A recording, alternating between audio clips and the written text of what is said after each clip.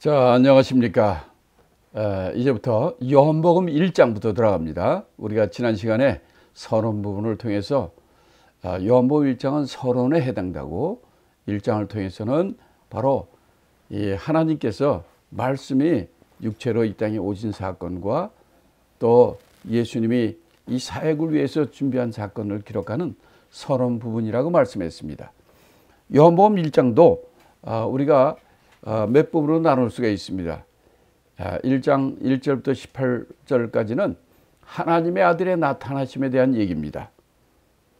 이걸 일일이 이걸 다 하나하나 다 읽지 못하지만 개요를 중심으로 이렇게 말씀하려 합니다. 자, 이걸 이제 1장 1절부터 18절 얘기는 이제 하나님의 아들이 나타나심인데 이것도 이제 두 부분으로 나눌 수가 있어요. 크게 1절부터 5절까지는 바로 영원하신 말씀, 로고스, 영원하신 말씀에 관한 얘기입니다. 그 다음에 이제 6절부터 18절까지는 또 우리 가운데 오신 바로 말씀이 육체로 오신 그에 관한 말씀에 관한 얘기입니다. 그래서 요한복음 1장 1절에 보면 이렇게 얘기합니다. 태초에 말씀이 계시니라. 자, 창세기 1장 1절의 말씀이 무엇이죠? 하나님이 태초에 천지를 창조하시니라. 자, 창세기에서는 태초에 하나님이 천지를 창조하신다 라고 말씀했고, 요한복음 1장 1절에서는 태초에 말씀이 계시니라 라고 얘기합니다. 이 둘은 어떤 관계일까요? 창세기 1장 1절에도 태초에 하나님이 천지를 창조하셨다. 요한복음 1장은 태초에 말씀이 계시다. 어떤 게 먼저고 어떤 게 뒤일까요? 태초는 똑같은 태초이지만은 태초에 말씀이 계시다. 그 말씀이 하나님이시다. 말씀이 하나님과 함께 있다. 그러니까 태초에 말씀이 계신다는 것이 바로 영원전을 태초를 얘기하는 것이죠. 그런데 어느 시점에 있어 하나님께서 창세기 1장 1절의 말씀과 같이 태초에 하나님께서 천지를 만드셨다는 얘기입니다. 그래서 이제 1장 1절, 요한복음 1장 1절부터 5절 사이에서는 어떤 얘기를 하냐면 이 태초에 하나님 말씀이 계신데 이 말씀이 하나님과 함께 있고 또 그 말씀이 이 천지를 만드셨고 만든 창조주이고 또 그 말씀 안에는 생명이 있다는 거예요.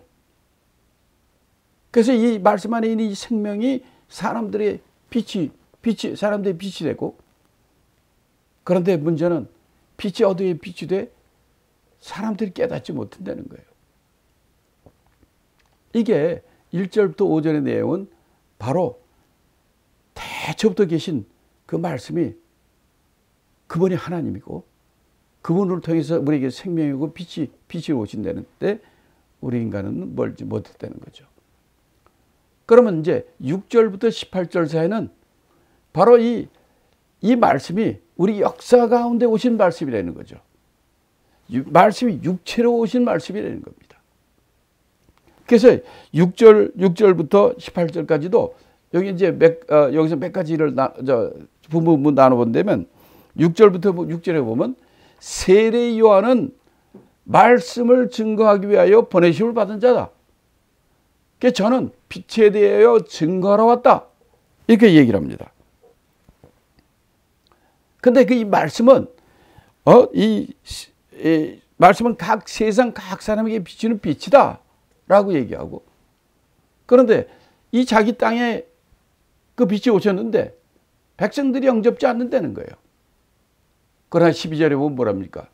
영접하는 자에게는 하나님의 자녀된 권세를 주시는 분이라고 그래요. 또 바로 아버지의 독생자의 영광을 본다는 거예요. 그러니까 바로 1장 1절부터 나오는 그 말씀, 태초에 말씀이 계시다.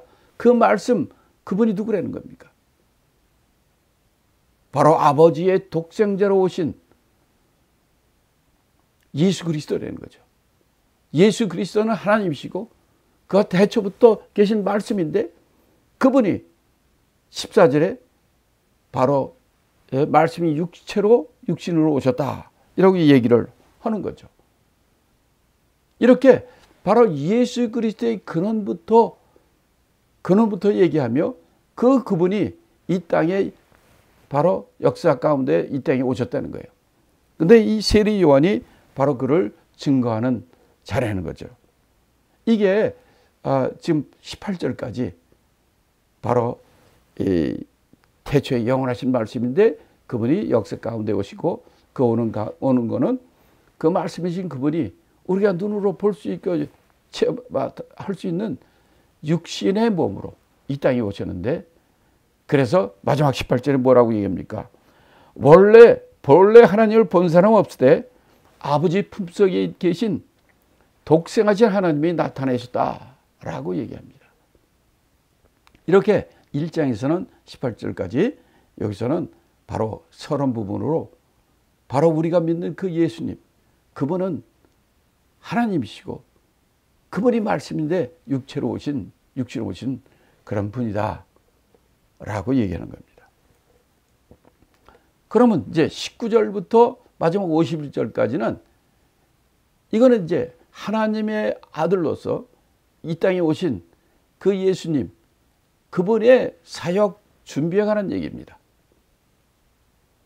그것도 이제 크게 두 부분으로 나누면 19절부터 36절까지는 바로 이를 위해서 세례 요한이 증거하는 얘기입니다.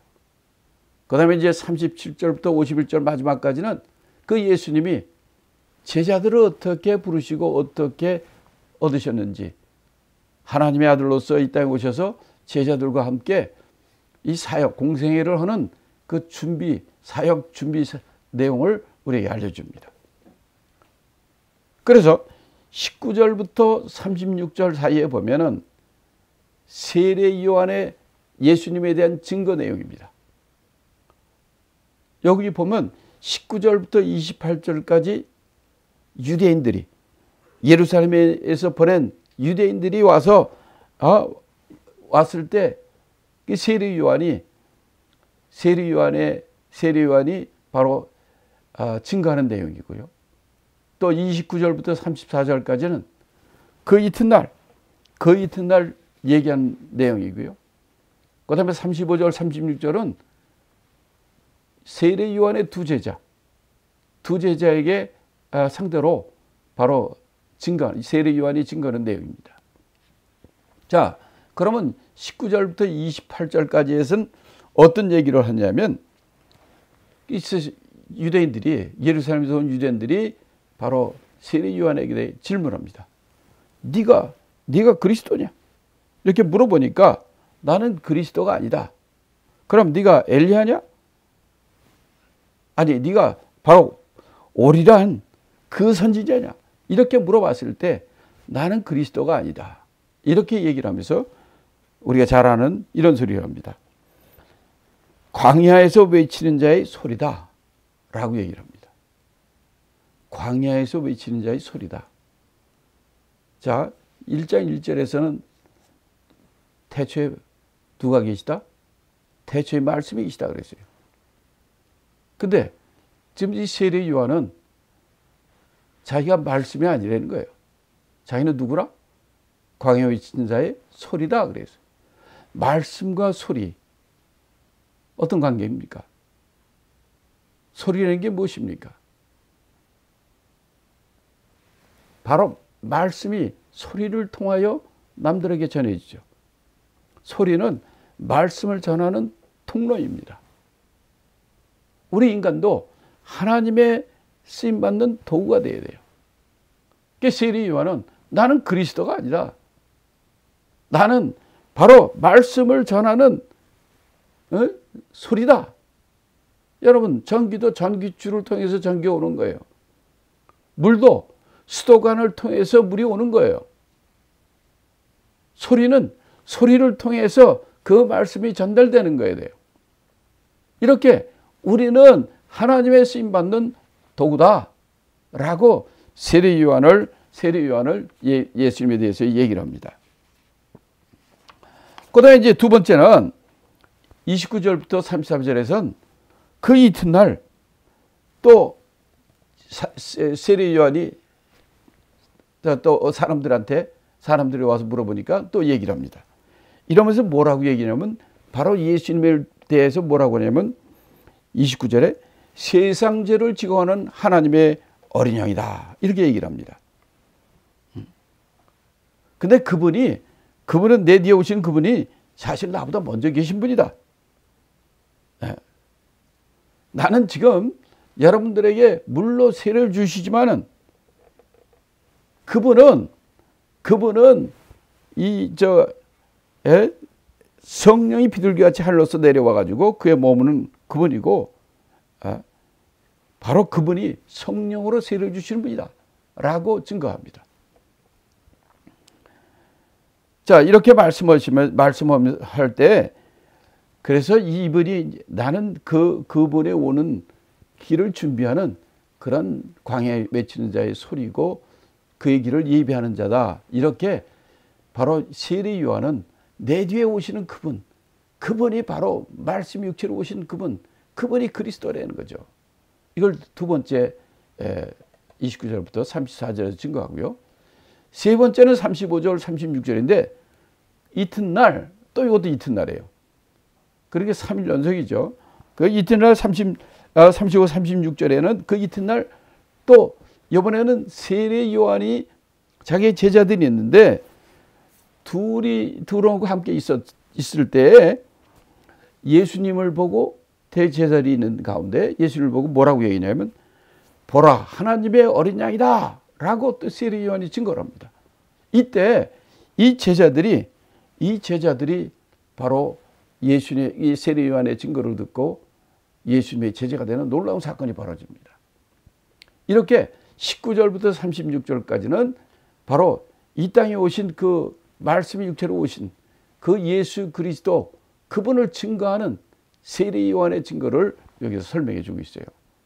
하나님의 아들이 이 땅에 오셔서 바로 그의 공생의 사역을 준비할 때 그 앞에서 미리 나팔을 불고 미리 카펫을 깔고 갈 길을 예비하는 세례 요한의 그 증거를 우리가 공부를 한 겁니다.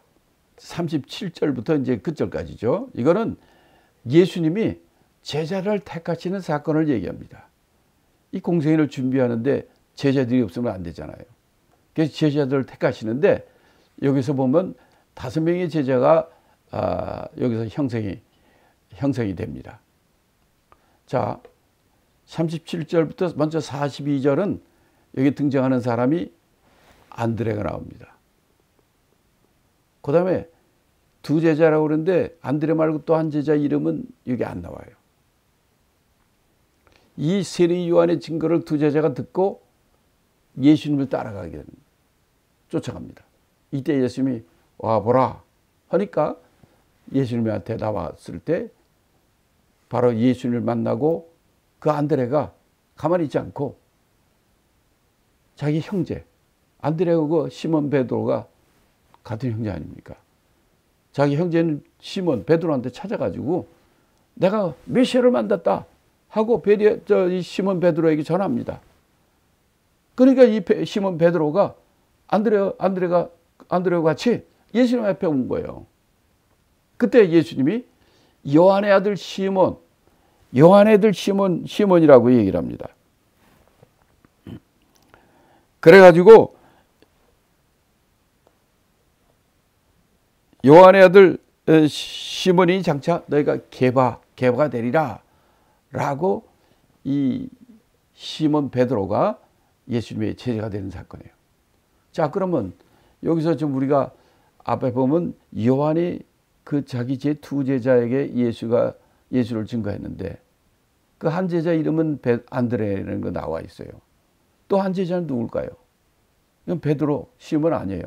그는 이제 안드레가 그 믿고 나서 자기 형제 시몬 베드로한테 가서 전해가지고 그 베드로를 데리고 온 거죠.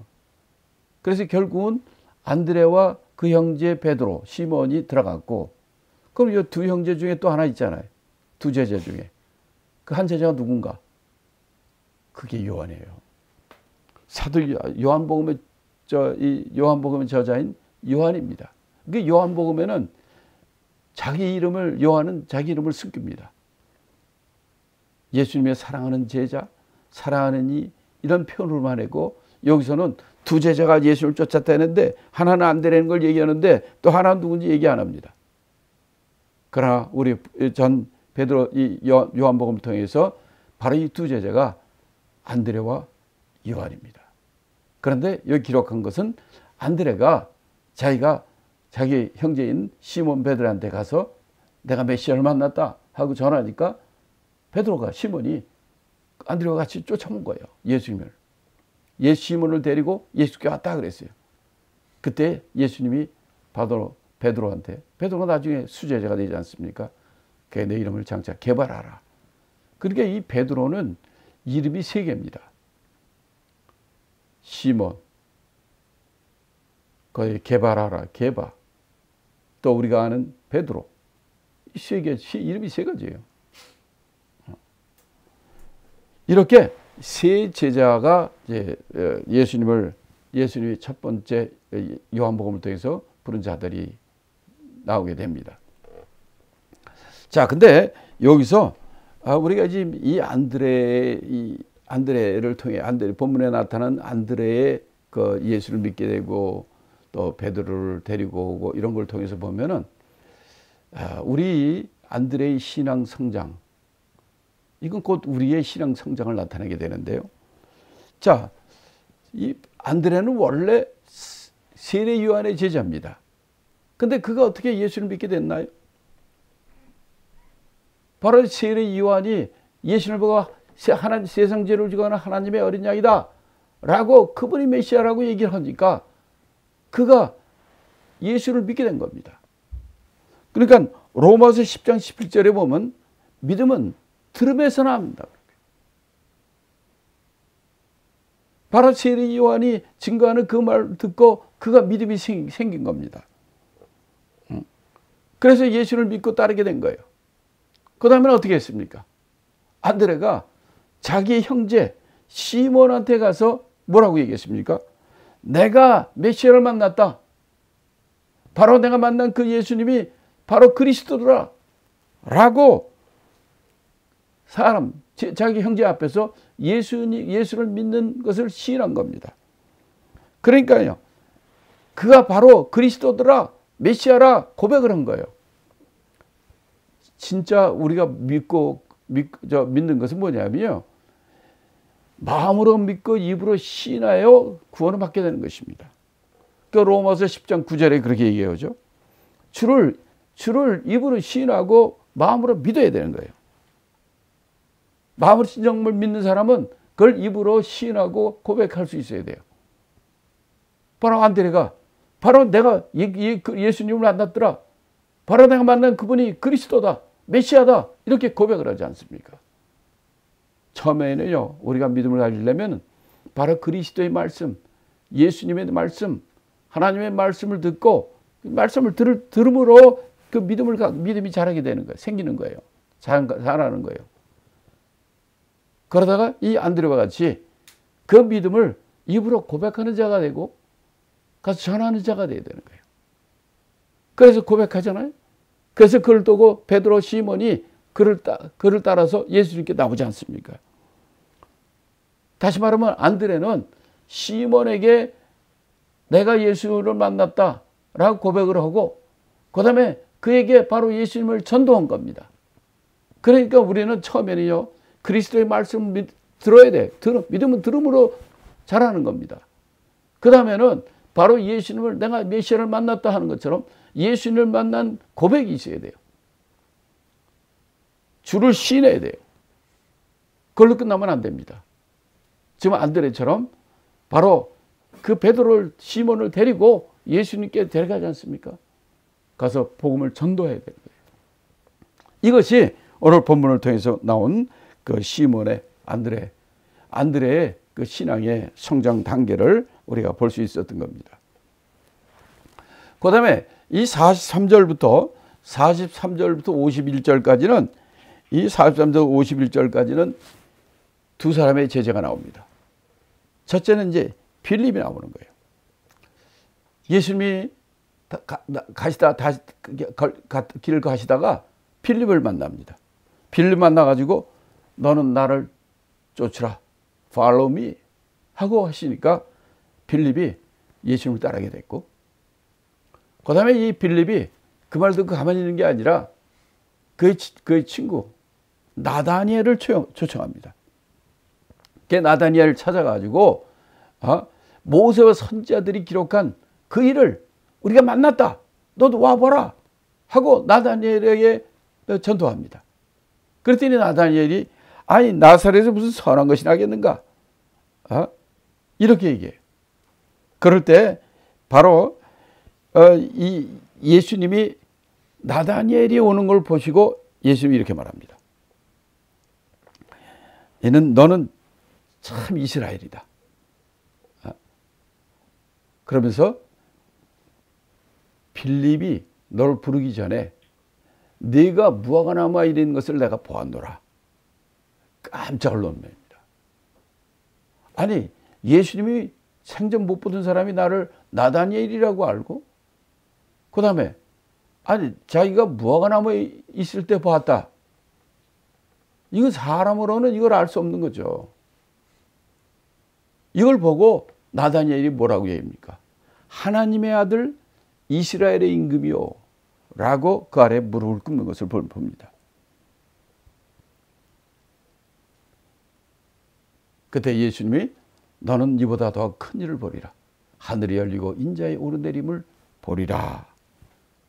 이렇게 하시면서 바로 이 1장에서는 이 5명의 예수님의 제자들을 여러분이 보게 되는 것입니다. 자, 오늘은 전 1장을 짧게 좀 줄였습니다. 1장은 바로 이 요한복음의 전체 주제는 예수님은 누구라고요? 하나님의 아들이라는 거예요. 이거 전체 주제예요. 예수님이 하나님의 아들인데 이 예수님에 대한 핵심 내용은 무엇입니까? 예수님이 복음이잖아요. 복음의 핵심 내용이 무엇입니까? 예수님의 십자가의 죽음과 부활입니다.